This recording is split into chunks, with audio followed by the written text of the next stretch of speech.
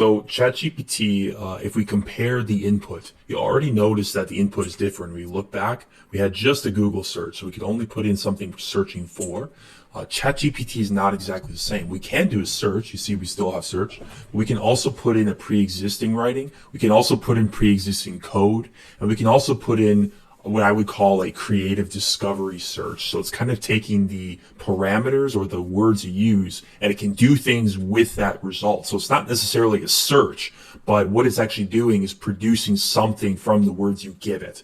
So if you give it 3 words, snowman, carrot, and rocks, and you say, do something with these 3 words, write a story with these 3 words, it'll create something brand new. So that's not the same thing as a search that's trying to return a link that's on the internet. It's actually creating something from scratch using the knowledge that it has.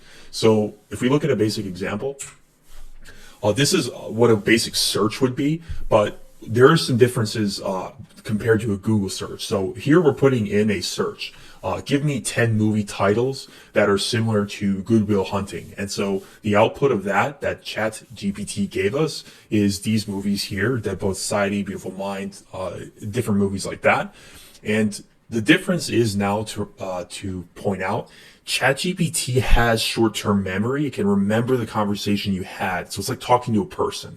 So if you say, well, what is the plot of number 3? And if we look at number 3, it's Rain Man. So it's going to remember, it's remembering the context of the conversation like a human would.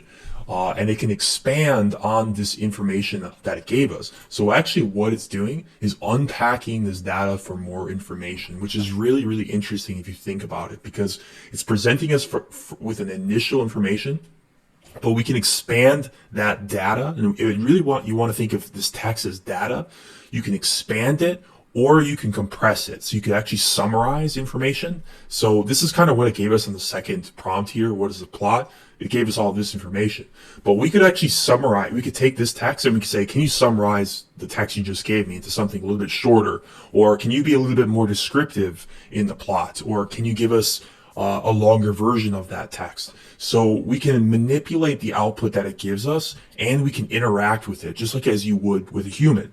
So this is why people say ChatGPT has some sort of level of intelligence, and it's actually passed the bar exam. So it's actually fairly intelligent in the comprehension and responses it can give. And so I like to think of this as not just a search engine, but an assistant. Think of it as a person basically, and interact with it in that way, and you're going to get the best results. So here we have another example of ChatGPT, but we're not using a search this time. So you remember I said we can use different types of initial data input into it. So here we have a writing that already exists. So this is from Wikipedia. And I said, rewrite this so a 5-year-old can understand it. And I pasted in this text here. So before I continue here, it's basically just this. We have our window here. Rewrite this so a 5-year-old can understand it. And I put semicolon and basically go to this Wikipedia page, copy this, and just paste it in. So it's going to understand, even though the formatting is not perfect and all that. If I just press that, it's going to basically do what we're asking. So it's intelligent. It's going to kind of understand what you're trying to explain with natural language. So what's interesting about this is we have this simplified version, and it did a pretty good job. It's nuclear fusion is a way to make energy by combining 2 types of atoms together. Having stars, it can make a lot of energy. So the language is not too complex.